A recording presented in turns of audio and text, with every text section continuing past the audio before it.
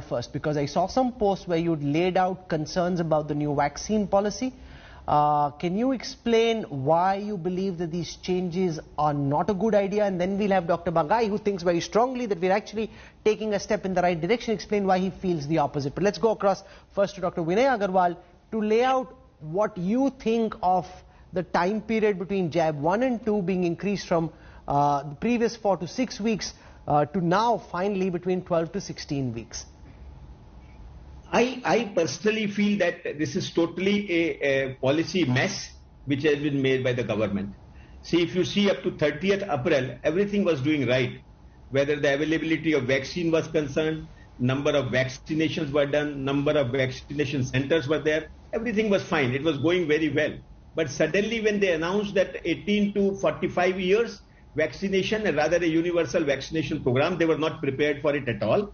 They had no enough production of vaccines. Simultaneously, there was no policy. The policy of the states buying their own vaccines, and simultaneously the private players will be buying their own vaccines from the two companies. There were Serum Institute and Bharat Biotech. Previously, it was the central which was buying and giving it to the states. Now you just imagine that there are only a specific number of vaccines being produced by these companies. And then you are asking the states to float tenders and buy any amount. How will it be distributed uniformly or equitably in the various states? I agree it's a federal system, but the central has a responsibility to distribute it equitably. I am not talking about money. I am not talking about charges. I am talking about distribution. And then when it was total mess for 15 days, 14 days from 1st to 13th today, there has been about 150 centers in Delhi which are closed. No private hospital, a small nursing home is doing vaccination from 1st of May onwards till today. Now, when this situation has come, suddenly an announcement has come. I don't give enough credibility to which group is doing this, but announcement comes, no, it is not 28 weeks. It is a doses after, initially it was 28 weeks, then it came 6 weeks, and now it is 2 to 3 months. Now, what is this happening? It means that there is no problem. Okay, Dr. Sanjeev Bagai, you're of the view that the changes are actually well advised.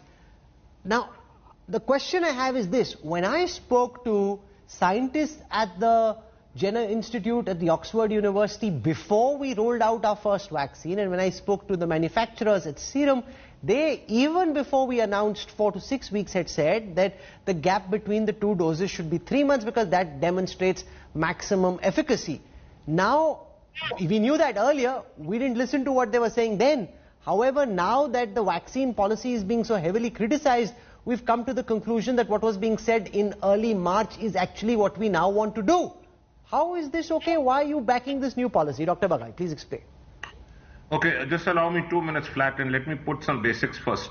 The immunity of a body is induced or stimulated by a vaccine. So your vaccine is going to promote the immunity to fight the infection of now and in future.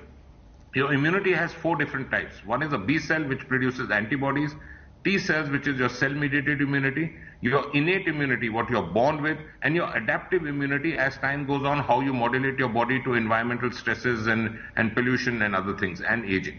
Now, with regards to your 2 basic arms, your antibodies and your T cells, throughout the data has been focused on the antibodies. In the last 15 days, there is sufficient literature, I can give you references and the text numbers, in which it is mentioned that your T cells are your unsung heroes. Now, let us put some data into it. Your antibodies, be it IgM, IgG and IgA, no one has been speaking of IgA so far, this is all in public domain now, last for a period of 230 days, either after a natural infection or after 1 injection as a vaccine. Sorry. Your T cell arm, the unsung hero of your immunity, works on 3 fronts. It is an antiviral itself. It stimulates your B cells to produce more antibodies from your reserves. And what it does is, it stimulates your residual antibodies which are tired and resting. So if the antibodies are so strong, why are so many people getting reinfected, getting a second dose of, despite having both doses of the vaccine, getting the virus again, or falling ill the second time round? Rahul, just allow me just 30 seconds, please. Now, your immunity, which is built up over a period of time, lasts for 8 months from your antibodies and 10 months from your T cells. These figures reach 85 to 90%. That means you're still 10 or 12% are still liable to get infection. But having said that, post-vaccination, your infection is obviously blunted and you don't land up in that critical cases. Yes, there are breakthrough infections. We know that the reinfections can occur, but a very small percentage. Now, what is important here is that there are 3 to 5% which are called as elite neutralizers. They continue to have protection well into the 18th month after the first vaccine. When you know that you need to immunize much more, look at the British Medical Journal publication day before yesterday. 80% efficacy with the Oxford AstraZeneca vaccine after the first shot, which lasts for a period beyond 3 months. When you're looking at this, if you immunize more number of people with the first shot, you are saving, in a US data analysis, meta-analysis, you are saving 27 to 46 lives per 1 lakh population per day. It makes sense to immunize more number of people now because those people will still hold on to the immunity. So here is the most compelling logic, Sujata Rao, for what the government is seeking to do. If you stagger the period between the two jabs, you can immunize more.